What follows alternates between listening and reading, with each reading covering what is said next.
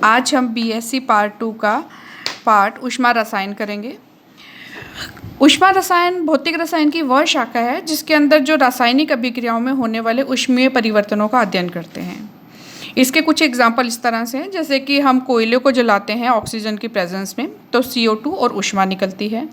इसी प्रकार हम लोग अपने व्हीकल्स के अंदर जो है पेट्रोल का दहन करते हैं और पेट्रोल ऑक्सीजन की प्रेजेंस में जल के CO2 और वाटर देता है और इससे जो ऊष्मा उत्पन्न होती है वो कार्य में परिवर्तित हो जाती है। इसी तरह से गैल्वेनिक सेल के अंदर जो इलेक्ट्रोकेमिकल रिएक्शन होती है, इसके अंदर जिंक जो है एनोड पे जाके जिंक 2 पॉजिटिव में चेंज होता है और कॉपर कैथोड पे जाके कॉपर सल्फेट में चेंज होता है और इस रासायनिक क्रिया के कारण जो ऊष्मा उत्पन्न होती है वो विद्युत के रूप में हमें विद्युत ऊष्मा के रूप में प्राप्त होती है।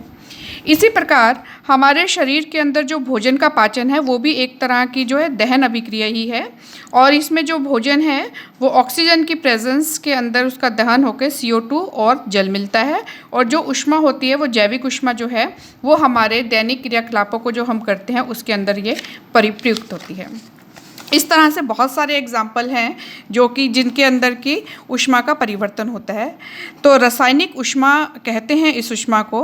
इसकी अगर हम डेफिनेशन दें तो किसी रासायनिक अभिक्रिया के फलस्वरूप ऊष्मा परिवर्तन को रासायनिक ऊष्मा कहते हैं और अगर अभिक्रिया के अंदर ऊष्मा मुक्त होती है तो वो अभिक्रिया ऊष्माक्षेपी और अगर किसी अभिक्रिया के अंदर परिपार्श्विक से जो सिस्टम है हमारा वो ऊष्मा को शोषित करता है तो उसको हम ऊष्मा शोषी अभिक्रिया कहते हैं। और एक है, क्योंकि ज़्यादातर हमारी अभिक्रियाएं जो हैं ओपन वेसल में होती हैं तो उस पर एक वायुमंडलीय दाब लगता है और रूम टेम्परेचर जो कि 298 केल्विन या 25 डिग्री सेंटीग्रेड माना जाता है। तो एक वायुमंडलीय दाब और 298 केल्विन ताप पर पूर्ण ऊष्मा परिवर्तन मानक अभिक्रिया ऊष्मा कहलाती है और इसको हम डेल्टा H0 से शो करते हैं। अब अगर हम एक एग्जांपल लें कि एक अभिक्रिया है जिसके अंदर A के N1 मोल B के N2 मोल भाग लेते हैं और हमें प्रोडक्ट C और D मिलता है, तो इसकी जो अभिक्रिया ऊष्मा होगी डेल्टा H वो होगी उत्पादों की ऊष्मा माइनस अभिकारकों की ऊष्मा। अब अगर हमें उत्पादों की ऊष्मा निकालनी है तो उत्पादों की ऊष्मा होगी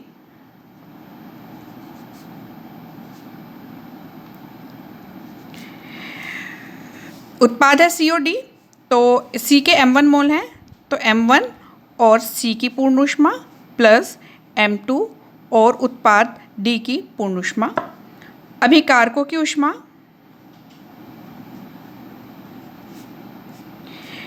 A के N1 मोल हैं तो ये N1 और A की पूर्ण ऊष्मा प्लस N2 और B की पूर्ण ऊष्मा। तो डेल्टा H हमारे पास हो जाएगा उत्पादों की ऊष्मा M1 HC plus M2 HD minus N1 HA plus N2 HB। अब अगर अभिक्रिया में डेल्टा H पॉजिटिव आता है, धनात्मक आता है, धनात्मक तब आएगा जब उत्पादों की ऊष्मा का मान अभिकारकों की कुल ऊष्मा के मान से अधिक होगा। तो उस कंडीशन में हमारे पास कैसा आएगा, डेल्टा H पॉजिटिव आएगा। तो जब डेल्टा H हमारे पास धनात्मक होता है तो ये अभिक्रिया होती है ऊष्मा शोषी, क्योंकि उत्पादों की कुल ऊष्मा का मान उसी कंडीशन के अंदर ज़्यादा होगा जब हमारा सिस्टम कुछ ऊष्मा को अवशोषित कर ले, तो ये ऊष्मा अवशोषी अभिक्रिया होगी और इसको हम इस तरह से लिख सकते हैं N1A प्लस N2B, ये बनेगा M1C प्लस M2D और माइनस, मान लीजिए ये ऊष्मा Q है तो माइनस Q, या हम इसमें लिख सकते हैं डेल्टा H बराबर प्लस Q। यदि हम इस ऊष्मा को अभिक्रिया के अंदर शो करते हैं तो माइनस Q लिखेंगे ऊष्मा शोषी अभिक्रिया में, और यदि हम डेल्टा H के रूप में शो करते हैं यानी हम इसको ऐसे भी लिख सकते हैं N1A plus N2B gives M1C plus M2D और यहाँ पे लिख देंगे हम साइड में डेल्टा H बराबर प्लस Q। अगर हम इसको उत्पादों के साथ लिखेंगे तो माइनस Q लिखेंगे ऊष्मा शोषी में, और अगर हम अलग से लिखेंगे तो डेल्टा H को लिखेंगे हम प्लस Q। इसी तरह से अगर हमारे पास कोई अभिक्रिया ऊष्माक्षेपी है तो हम इसे लिखेंगे N1A plus N2B gives M1C plus M2D plus Q, यानी इस अभिक्रिया में ऊष्मा मुक्त हो रही है। और अगर हम इसको इस तरह ऊष्माक्षेपी में हाँ, और अगर हम इसको इस तरह से लिखते हैं, अगर हम इसको डेल्टा H के रूप में शो करते हैं तो हम इसे लिखेंगे -Q। तो इस तरह से लिखा जाता है ऊष्माशोषी अभिक्रिया को। दोनों तरीके से लिख सकते हैं, चाहे आप ऐसे लिखें या इस तरह से लिखें, या और ऊष्माक्षेपी अभिक्रिया को अगर आप पूरे कंटिन्यूएशन में लिखना चाहते हैं क्योंकि इसमें ऊष्मा मुक्त हुई है प्रोडक्ट्स के साथ ये, और या फिर हम इसको लिख सकते हैं डेल्टा H बराबर -Q। अब ये ऊष्माएं जो हैं ये दो प्रकार से ली जाती हैं। एक, यदि हम कोई भी अभिक्रिया किसी क्लोज्ड वेसल के अंदर करवाते हैं, जैसे कि बम कैलोरीमीटर है, उसके अंदर अगर हम करवाते हैं तो हम क्या करेंगे, रिएक्टेंट A और या B जो भी हैं वो इस क्लोज वेसल के अंदर डाल देंगे और इसकी रिएक्शन से C और जो D प्रोडक्ट बनेंगे वो भी इसमें रहेंगे। तो इसका पूरा आयतन कैसा रहेगा, स्थिर रहेगा। और अगर हम ओपन वेसल के अंदर अभिक्रिया करवाते हैं और इससे बनते हैं C प्लस D, तो ओपन वेसल के अंदर क्या होगा कि इसका जो है वॉल्यूम इंक्रीज हो जाएगा, लेकिन दाब इसके ऊपर कैसा रहेगा, कांस्टेंट। यानी दो तरह से अभिक्रिया होती हैं। एक तो स्थिर आयतन पे, स्थिर आयतन के अंदर क्या है, वो क्लोज वेसल होता है, उसके ऊपर कुछ ना कुछ जो है लिड लगी हुई होती है। तो ए बी से जब सी डी बनेंगे तो पूरा जो प्रोडक्ट बनेगा उनका भी वॉल्यूम वही रहेगा जो कि पहले था। लेकिन अगर हम ओपन वेसल के अंदर करवाते हैं तो उस पर दाब तो कांस्टेंट है, इसमें दाब चेंज होता है। इसमें दाब कैसा है, कांस्टेंट है। लेकिन अगर प्रोडक्ट्स का वॉल्यूम ज़्यादा है तो क्या होगा, ये चीज़ ऊपर चली जाएगी, तो आयतन तो कांस्टेंट रहेगा तो दाब कांस्टेंट रहेगा। तो अगर पहली कंडीशन में हम रिएक्शन लेते हैं तो ये स्थिर आयतन पे कहलाती है, और ये दूसरी कंडीशन के अंदर अगर हम रिएक्शन का जो है ऊष्मा का जो परिवर्तन निकालते हैं तो ये कहलाएगी हमें स्थिर दाब पे। तो अभिक्रिया ऊष्मा जो है दो प्रकार से ली जाती है, एक तो स्थिर आयतन पर अभिक्रिया ऊष्मा और दूसरी ली जाती है स्थिर दाब पे। डिपेंड करता है कि हमने अपनी प्रायोगिक कंडीशन जो है कैसी ली है।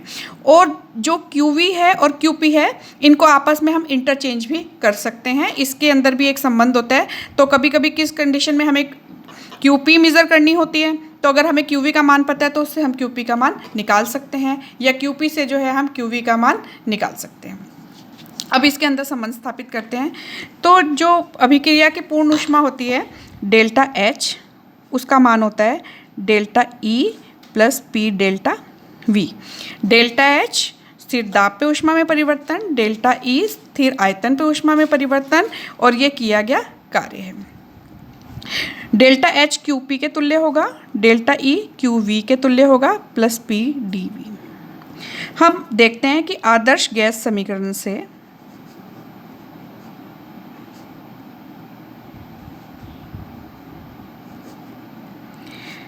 PV बराबर nRT। अब चूंकि हमने R कांस्टेंट है, T भी स्थिर है, स्थिर दाब पे ली है तो P भी स्थिर होगा, तो P डेल्टा V बराबर होगा डेल्टा nRT। अब क्योंकि जब लिक्विड के या सॉलिड के मॉलिक्यूल्स हैं उनका आयतन ऑलमोस्ट कांस्टेंट रहता है, जैसा अभिक्रिया से पहले होता है वैसा ही अभिक्रिया के बाद होता है, लेकिन गैस का आयतन स्थिर नहीं होता है। तो इसलिए जो डेल्टा N है या जो आयतन के अंदर जो भी चेंज होगा वो गैशियस मॉलिक्यूल्स की वजह से होगा। तो ये जो डेल्टा N है ये गैशियस मॉलिक्यूल के अंदर परिवर्तन है, और डेल्टा N बराबर होता है N2 माइनस N1। N2 है यहाँ उत्पाद के कुल मोल और N1 है अभिकारकों के कुल मोल। अब मान लीजिए कोई अब हम अलग अलग एग्जाम्पल लेंगे।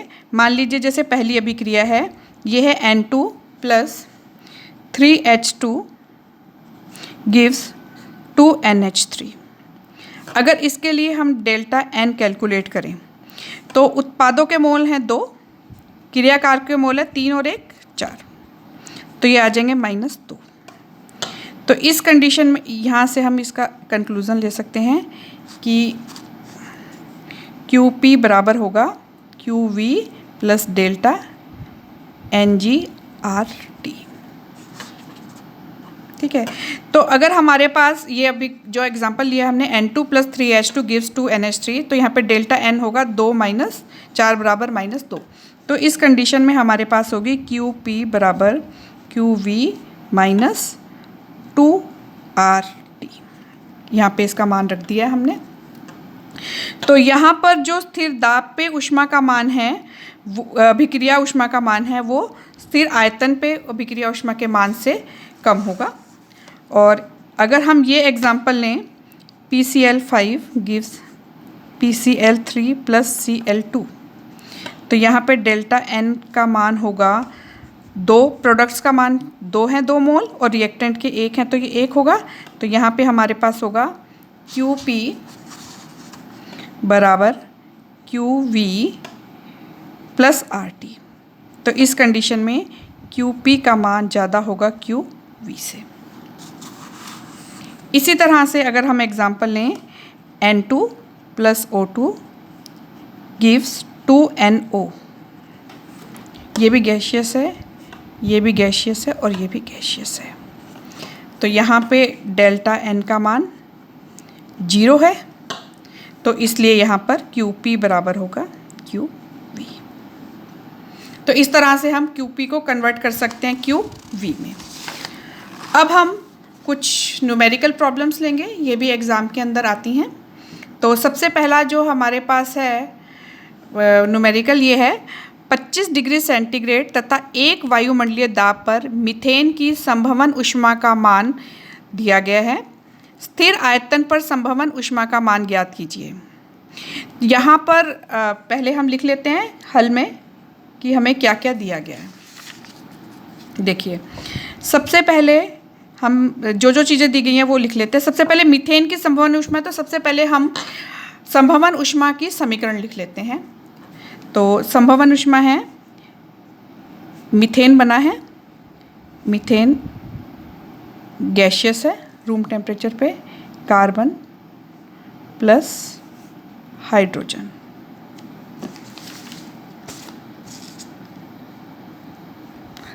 यहाँ पर 2 हाइड्रोजन हो गए, कार्बन सॉलिड है, हाइड्रोजन गैशियस है।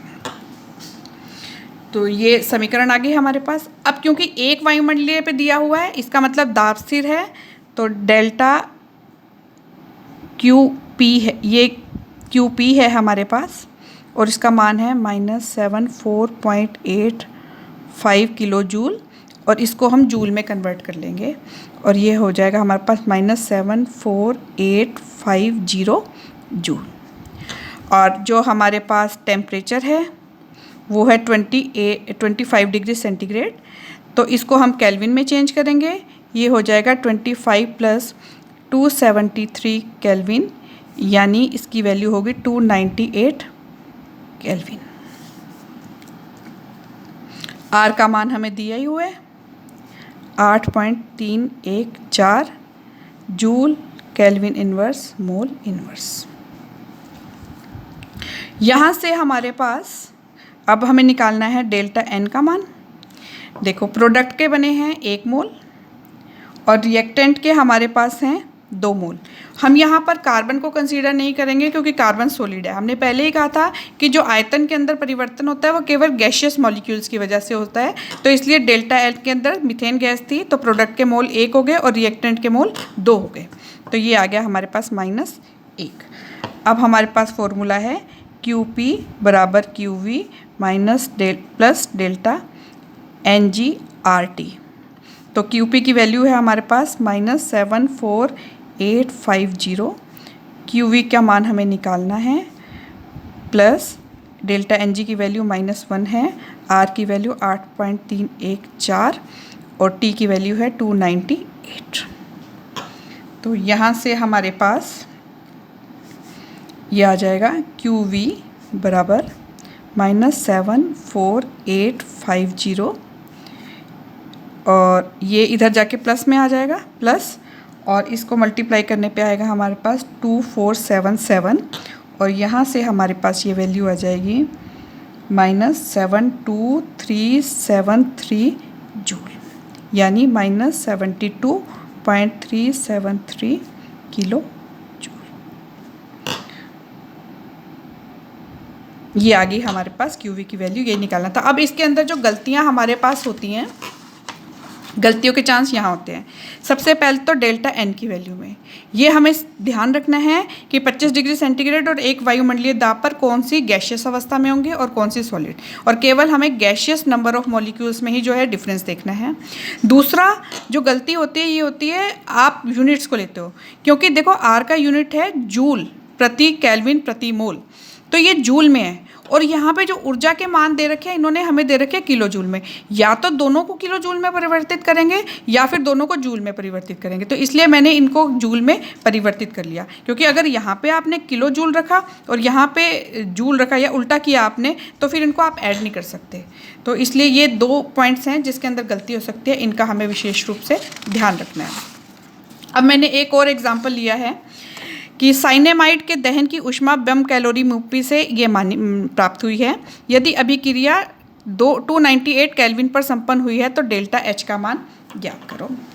तो हमें पता है डेल्टा एच बराबर है delta E plus delta N G R T, या इसको हम ऐसे भी लिख सकते हैं, ये क्यू पी है और ये क्या है हमारे पास क्यू वी। अब देखो इसने कहा है कि ये अभिक्रिया बम कैलोरी मापी पे हुई है, इसका मतलब बम कैलोरी मापी का आयतन निश्चित होता है, एक बंद क्लोज्ड हमारे पास वेसल होता है वो, तो इसलिए जो ये ऊष्मा का मान दे रखा है हमारे पास ये क्यू वी है। तो क्यू वी हमारे पास है -742.7 किलो जूल मोल इनवर्स, और अगर हम इसको कन्वर्ट करेंगे तो ये आ जाएगा -742,700 जूल मोल इनवर्स, और R की वैल्यू हमारे पास होती है 8.314। अब हमें निकालनी है डेल्टा एन, तो डेल्टा एन निकालने के लिए सबसे पहले हम इसके दहन की ऊष्मा वो पूर्ण रिएक्शन लिखेंगे। तो ये है हमारे पास NH2CNS, और यहाँ पे ये सॉलिड जो है लिखना बहुत ज़रूरी है, प्लस ये ऑक्सीजन के साथ रिएक्शन करेगा और इससे सारी की सारी जो ये नाइट्रोजन है ये N2 में कन्वर्ट होगी, ये भी गैस होती है, और कार्बन कन्वर्ट हो जाएगी CO2 में, ये भी गैस होती है, और रूम टेम्परेचर पे हाइड्रोजन सारी कन्वर्ट होएगी वाटर में, लेकिन ये क्या होता है लिक्विड होता है। और अब हम इस इक्वेशन को बैलेंस कर लेंगे, यहाँ पे आ जाएगा 3/2। तो जब हमें डेल्टा एन निकालना है तो रिएक्टेंट के अंदर N2 को लेंगे, CO2 को लेंगे क्योंकि ये दोनों गैसियस हैं, लेकिन H2O को नहीं लेंगे क्योंकि ये लिक्विड है, तो ये आ जाएगा हमारे पास 2, और यहाँ पर भी ऑक्सीजन गैसियस है और साइनेमाइड सॉलिड है तो साइनेमाइड को नहीं लेंगे, और ये आ जाएगा -3/2। तो डेल्टा एन की वैल्यू हो गई है हमारे पास हाफ यानी 0.5।